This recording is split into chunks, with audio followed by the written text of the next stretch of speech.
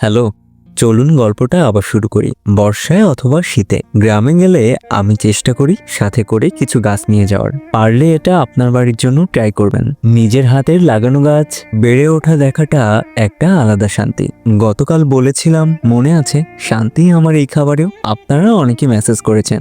Recipe কঠিন কিছু না, জিরা, আদা, পেঁয়াজ, রসুন, শুকনা মরিচ সবকিছু বেটে নিয়ে পরিমাণ মতো লবণ, হলুদ, সরিষার তেল দিয়ে কাঁকড়াটা মেখে নিতে হবে। এরপর টিফিন ক্যারিয়ারের বাটির মধ্যে কাঁকড়া মাখা আর সামান্য একটু বয়েল ওয়াটার দিয়ে মুখটা আটকে দিয়ে কড়াইয়ে কিছু সময় বাটিটা ফুটালেই রেডি হয়ে যাবে কাঁকড়া ভাপা। এরপরে খেয়েছিলাম চিংড়ি মাছ দিয়ে লাল শাকের টক।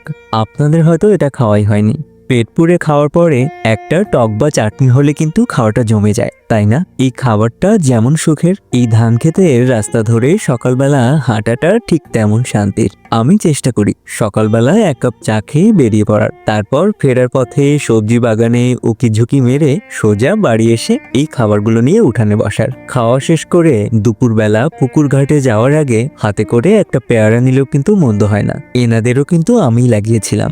ভারী সুন্দর দেখতে হয়েছে বলুন। গল্প শুনে কি মনে হলো দুদিন আগে আমার অনেক বেশি মন কেমন ছিল?